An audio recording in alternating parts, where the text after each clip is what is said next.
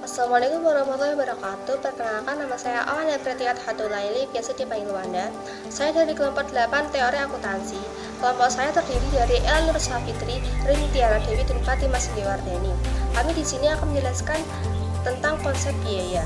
Untuk materi pertama akan disampaikan oleh saya sendiri. Sebelum memasuki materi pertama, saya akan menjelaskan sedikit perbedaan tentang cost dan biaya. Cost adalah pengorbanan sumber ekonomi untuk memperoleh barang atau jasa yang diharapkan dapat memberikan manfaat di masa sekarang atau di masa yang akan datang.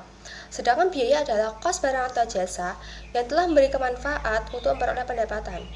Poin pertama pada materi ini yaitu pengertian biaya.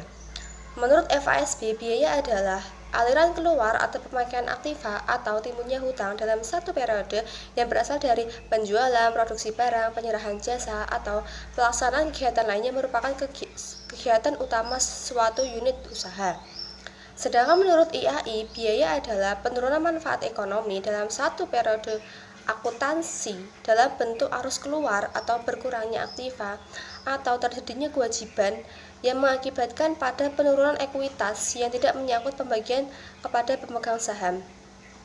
Sedangkan menurut KAM, biaya adalah penurunan aktiva atau kenaikan hutang atau kenaikan kewajiban pemegang saham sebagai akibat dari penggunaan barang atau jasa oleh suatu unit usaha dalam memperoleh pendapatan pada periode berjalannya.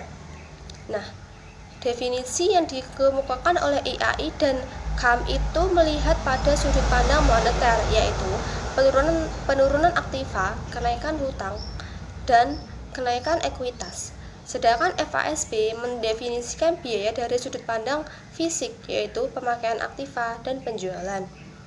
Nah, dari definisi tersebut dapat disimpulkan bahwa biaya adalah setiap cost yang dinyatakan keluar untuk memperoleh pendapatan, baik itu berasal dari aktiva maupun langsung dibebankan sebagai biaya tanpa dicatat lebih dahulu sebagai aktiva. Untuk poin kedua, yaitu hubungan biaya dan rugi. Seperti yang telah saya sampaikan tadi, jika biaya adalah setiap cost yang dikorbankan untuk memperoleh pendapatan. Jika penggunaan aktiva atau pengurangan cost aktiva itu tidak menyangkut dalam proses memperoleh pendapatan, itu dapat dikatakan sebagai rugi. Selain itu, hanya biaya yang perlu dan harus dipertandingkan dengan pendapatan pada periode terjadinya. Untuk materi selanjutnya akan disampaikan oleh Ella Nur Safitri. Hai, selanjutnya kita akan membahas mengenai pengukuran dan pengakuan biaya. Dalam menyusun laporan keuangan, pengukuran dan pengakuan biaya memiliki peranan yang sangat penting. Kecermatan dalam mengukur biaya dapat mempengaruhi keakuratan informasi keuangan yang dihasilkan. Kemudian, ketepatan dalam mengakui biaya juga dapat mempengaruhi dalam menentukan jumlah besarnya laba rugi yang dihasilkan oleh perusahaan. Pengukuran biaya sejalan dengan penilaian aktiva, di mana penilaian aktiva ini dapat didasarkan pada jumlah kas yang dikeluarkan oleh perusahaan untuk memperoleh aktiva tersebut. Nah, dalam mengukur biaya, kita dapat dasarkan pada 3 hal. Yang pertama pada kos historis, yang kedua kos pengganti atau kos masukan terkini, dan yang ketiga adalah setara kas. Kita bahas satu persatu ya. Yang pertama adalah kos historis. Kos historis merupakan jumlah rupiah kas atau setaranya yang dikeluarkan untuk memperoleh suatu aktiva. Dasar penilaian kos historis ini dapat digunakan untuk menilai aktiva tetap seperti gedung, tanah, kendaraan, dan yang lain-lain. Kemudian yang kedua adalah kos pengganti atau kos masukan terkini. Merupakan jumlah rupiah harga pertukaran yang dikorbankan sekarang untuk memperoleh aktiva sejenis dalam kondisi yang sama. Nah, dasar pengukuran ini dapat digunakan pada persediaan. Kemudian yang ketiga adalah setara kas. Merupakan jumlah rupiah kas yang dapat direalisir dengan cara menjual aktiva di pasar bebas dalam kondisi perusahaan yang normal. Nilai ini dapat didasarkan pada harga pasar aktiva sejenis dalam kondisi yang sama. Nah, selanjutnya kita membahas mengenai pengakuan biaya. Pada dasarnya, kos memiliki 2 kedudukan penting. Yang pertama adalah sebagai aktiva dan yang kedua adalah sebagai beban pengurang pendapatan atau biaya. Atas dasar konsep kelangsungan usaha, kos mula-mula diperlakukan sebagai aktiva yang kemudian akan diperlakukan sebagai beban. Contohnya persediaan. Pada awalnya persediaan dicatat dalam posisi aktiva yang kemudian apabila nanti persediaan tersebut dikeluarkan atau dijual, maka persediaan tersebut akan berubah posisinya menjadi beban. Akan dicatat sebagai beban, yaitu harga pokok penjualan. Kemudian proses pembebanan ini pada dasarnya adalah proses pemisahan kos. Oleh karena itu, agar informasi yang didapatkan itu akurat, maka bagian kos yang telah diakui sebagai biaya pada periode berjalan dan juga biaya pada masa yang akan mendatang harus ditentukan dengan jelas. Ada dua permasalahan yang timbul sehubungan dengan pembebanan kos tersebut. Yang pertama adalah kriteria yang digunakan untuk menentukan kos tertentu yang harus dibebankan pada pendapatan periode berjalan. Yang kedua adalah kriteria yang digunakan untuk menentukan bahwa kos tertentu ditangguhkan pembebanannya. Namun, semua kos dapat ditangguhkan pembebanannya apabila kos tersebut memenuhi kriteria sebagai aktiva sebagai berikut. Yang pertama adalah memenuhi definisi aktiva, yaitu memiliki manfaat ekonomis di masa yang mendatang, dikuasai oleh suatu perusahaan, dan berasal dari transaksi masa lalu. Kemudian yang kedua adalah adanya kemungkinan yang cukup bahwa manfaat ekonomi masa mendatang yang melekat pada aktiva tersebut dapat dinikmati oleh perusahaan itu. Kemudian yang ketiga adalah besarnya manfaat dapat diukur dengan cukup andal. Atas dasar hal tersebut, apabila kos memenuhi persyaratan sebagai aktiva, maka kos tersebut dapat ditunda pembebanannya. Namun apabila kos tersebut transaksinya berulang-ulang pada suatu periode berjalan, maka kos tersebut dapat langsung dibebankan pada biaya. Contohnya adalah biaya listrik. Biaya listrik itu biaya yang terjadi secara terus-menerus setiap bulannya. Maka biaya listrik tersebut dapat langsung dibebankan pada biaya. Oke teman-teman, materi selanjutnya akan disampaikan oleh Cindy. Halo teman-teman, selanjutnya kita akan membahas mengenai konsep penandingan atau matching concept. Konsep penandingan adalah konsep yang bertujuan untuk mencari dasar hubungan yang tepat antara pendapatan dengan biaya. Pendapatan adalah suatu hasil yang dituju perusahaan, sedangkan beban atau biaya yang dikeluarkan perusahaan merupakan bentuk upaya perusahaan dalam memperoleh pendapatan. Dengan demikian, pendapatan harus ditandingkan dengan biaya yang diperkirakan telah memperoleh penghasilan itu. Misalnya, perusahaan memperoleh pendapatan sebesar 10 juta rupiah pada periode ini. Nah, kita harus mencari biaya-biaya apa saja sih yang telah dikeluarkan perusahaan untuk memperoleh pendapatan itu. Permisalan yang lainnya adalah ketika perusahaan dagang membeli sejumlah persediaan barang dagangan, misalnya satu buah laptop seharga 4.500.000, maka perusahaan itu akan mencatat persediaan barang dagangan. Ketika perusahaan menjual, maka perusahaan akan mencatat biaya. Biasanya, atau yang kita ketahui, perusahaan mencatat debit akun harga pokok penjualan dan kredit akun persediaan barang dagangan. Nah, harga pokok penjualan ini harus ditandingkan dengan pendapatan yang telah kita terima.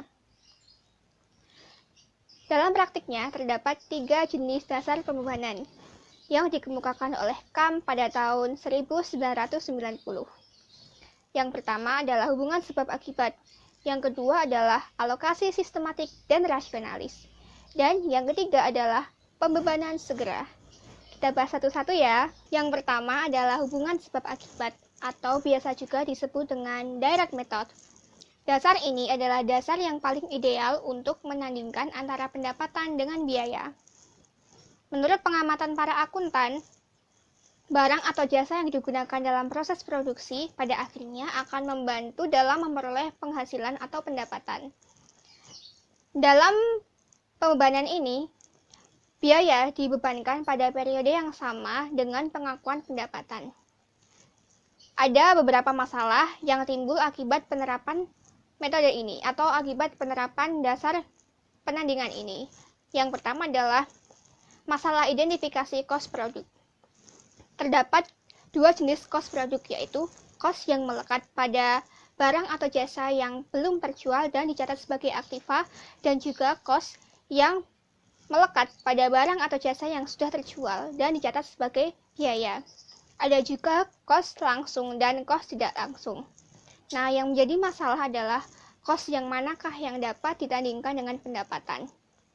Para akuntan berbeda pendapat terkait pembebanan semua biaya pada suatu produk. Hal ini dikarenakan adanya perbedaan metode yang digunakan, yaitu metode full costing dan metode variable costing. Full costing menyatakan bahwa semua biaya produksi dapat dibebankan pada suatu produk.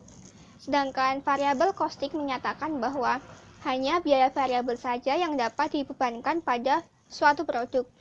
Sedangkan biaya non-variabel akan dibebankan sebagai biaya pada periode berjalan. Untuk masalah yang kedua adalah biaya yang berhubungan langsung dengan pendapatan di masa mendatang, akan tetapi tidak termasuk dalam cost produk. Hal ini dikarenakan cost tersebut tidak memberikan nilai tambah pada suatu produk. Contohnya adalah biaya penjualan. Biaya penjualan tidak harus ditandingkan dengan pendapatan karena tidak adanya jaminan bahwa ada pendapatan yang akan timbul akibat adanya biaya ini. Meskipun demikian, biaya penjualan akan tetap dicatat sebagai biaya pada periode berjalan. Kemudian, contoh yang kedua adalah biaya pendirian. Biaya pendirian secara tidak langsung akan menghasilkan pendapatan pada periode di masa yang akan datang. Namun, biaya pendirian memiliki nominal atau memiliki jumlah yang sangat besar, sehingga apabila biaya ini langsung dibebankan pada satu periode saja, akan menghasilkan atau akan menimbulkan ketidakwajaran. Nah, biasanya biaya pendirian ini akan dicatat sebagai aktiva, yakni aktiva tidak berwujud, kemudian akan dikapitalisasi dalam beberapa periode. Nah, kapitalisasi ini akan menimbulkan biaya, yakni biaya amortisasi dari biaya pendirian itu sendiri. Kemudian masalah yang kedua adalah masalah yang ketiga adalah biaya yang terjadi setelah pendapatan diakui. Contohnya adalah biaya garansi. Nah, alternatif penyelesaiannya adalah perusahaan harus membuat taksiran terkait biaya garansi ini, supaya nanti ketika ada konsumen yang mengklaim biaya garansinya, perusahaan sudah memiliki taksiran tersendiri. Jadi, biaya dapat ditandingkan dengan pendapatan yang terjadi. Kita lanjut untuk dasar penandingan yang kedua, yaitu alokasi sistematik dan rasional. Dasar ini juga biasa disebut dengan indirect method atau period matching. Dasar ini digunakan apabila tidak ada alasan yang kuat untuk menggunakan dasar hubungan sebab akibat. Nah, dalam dasar ini bukan unit fisik yang digunakan sebagai dasar penandingan, akan tetapi periode yang digunakan. Sehingga biaya dapat dialokasikan dalam beberapa periode atau dapat dialokasikan hanya pada satu periode. Contohnya adalah biaya amortisasi atau biaya penyusutan. Biaya penyusutan ini dapat dihitung menggunakan metode penyusutan yang ditetapkan oleh perusahaan. Nah, biaya penyusutan ini nanti akan dialokasikan dalam beberapa periode sesuai dengan hasil perhitungan dari metode penyusutan yang tadi. Tetapi ada masalah yang timbul, yakni banyaknya metode yang digunakan menimbulkan ketidakpastian atau menimbulkan kerancuan, yang mana metode yang paling tepat atau yang mana metode yang paling baik digunakan. Meskipun demikian, dasar ini yaitu alokasi sistematik dan rasional tetap digunakan sebagai dasar penandingan. Yang ketiga adalah dasar pembebanan segera. Dasar ini digunakan apabila tidak dapat menggunakan dasar hubungan sebab akibat dan dasar alokasi sistematik dan rasional. Alasan yang mendasari penggunaan dasar ini adalah alasan kepraktisan. Contoh dari penggunaan dasar ini adalah biaya advertansi atau biaya iklan.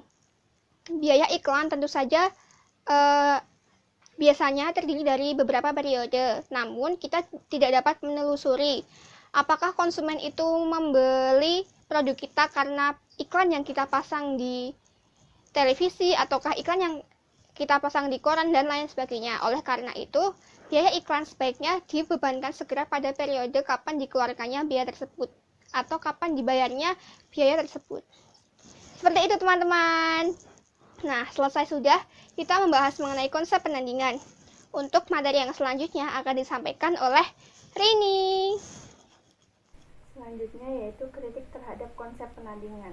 Konsep penandingan merupakan salah satu konsep yang digunakan dalam kerangka akuntansi konvensional dengan cara membandingkan biaya dengan pendapatan, sama halnya dengan membandingkan upah dengan hasil. Ada beberapa kritik yang ditunjukkan pada konsep matching, diantaranya yaitu bukti objektif dan evaluasi terhadap konsep penandingan. Yang pertama, bukti objektif. Dalam pengakuan pendapatan, bukti objektif merupakan syarat utama yang harus dipenuhi. Akan tetapi, bukti objektif tersebut kurang begitu diperhatikan dalam pengakuan biaya. Pengakuan biaya lebih didasarkan pada masalah rasional dan kelayakan daripada bukti yang objektif. Salah satu alasan yang tidak begitu diperhatikannya bukti objektif dalam pengakuan biaya adalah penerapan konsep konservatisme.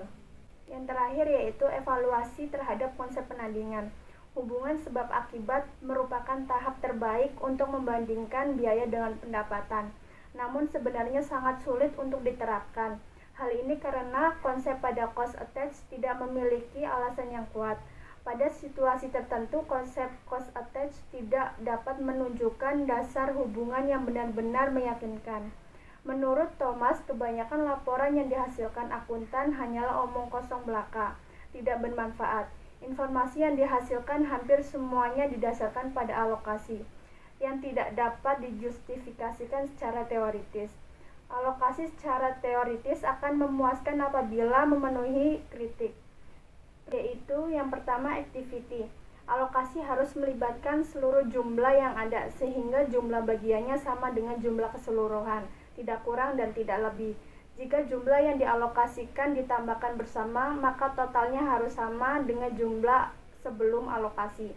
Yang kedua, unambiguity, yaitu metode alokasi harus menghasilkan alokasi yang unik dengan menggunakan satu dasar alokasi yang jelas dan cara alokasinya pun harus jelas.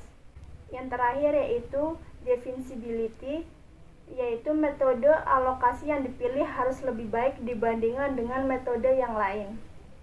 Nah, itu tadi video presentasi dari kelompok kami yang memaparkan tentang materi konsep biaya. Semoga memberikan kalian manfaat dan memberikan tambahan ilmu bagi kalian semua.